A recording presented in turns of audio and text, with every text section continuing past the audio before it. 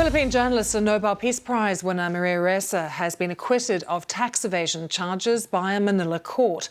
Her news site, Rappler, was also cleared of tax evasion. Ms. Ressa, who was awarded the Nobel Prize alongside a Russian journalist in 2021, is head of Rappler, which earned a reputation for its in-depth reporting and tough scrutiny of the former President Rodrigo Duterte. She was convicted in 2020 for libel and faces several other charges, which she says are politically motivated. She spoke to journalists outside the court. She has also been speaking to our Chief Asia presenter, Karishma Vaswani, about her relief at the verdict. This is the very first legal win that Rappler has ever had since President Duterte took office, and the kind of social media manipulation, the harassment online, and then the weaponization of the law happened. So this is a day that we had hoped would happen sooner. This case we went to trial for more than 4 years to get to this point, but we are here. And you know, it went down to these three things: facts, truth, and justice. That is who won today. Did you ever think you would see a day like this? Yes, I just didn't expect it to take so long. But, you know, Martin Luther King says, yes, it will take time. But my Lord, you know, I was just reading through the 80-page decision, and there was no reason to have taken us to court. But having said that, well, here we go. It just took a little while, 4 years and 2 months exactly. But we're not tax evaders. We never were.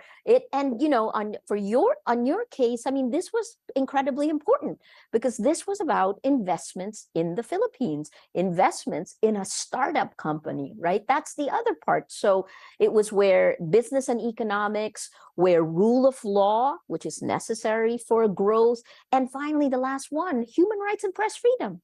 So these were incredibly important. This was an incredibly important day because it would have set a direction for which way the Philippines was going. What is your message to young journalists out there today, people who are, you know, trying to embark on this sort of career and looking at all the different factors around them? Oh my God, Karishma. I mean, I remember, you know, when journalists, the trust and credibility ratings of our profession was very high. That was higher than anyone. That was the time when I decided to become a journalist. I think about this time as creative destruction, that the world as we knew it has been completely destroyed, because it has. It only seems familiar, but we must create it now. That's certainly the challenge for us here in Rappler. The form of journalism has changed so much. Are you on TikTok? This is a debate we have in Rappler, right? Because I talk about Facebook as a mallet for our minds, but TikTok as a surgical probe. So there are lots of things that we have to deal with, plus our communities and this generation, right? The Gen Z is very different. Imagine if you're in high school and you're trying to curate your life for a feed, for a crowd that could turn into a mob like this. What types of values do you have? I worry about the next generation, but that is exciting in another way. For the young journalists coming up today, this is up to you. We must create together. You know, you've talked a lot about social media in our conversation, Maria. And if you were in the room with Mark Zuckerberg, what would you say to him? Draw your lines, Mark. You know, in America, shareholders say, you know, you prioritize your shareholders, but there is a line between amoral, immoral, and evil.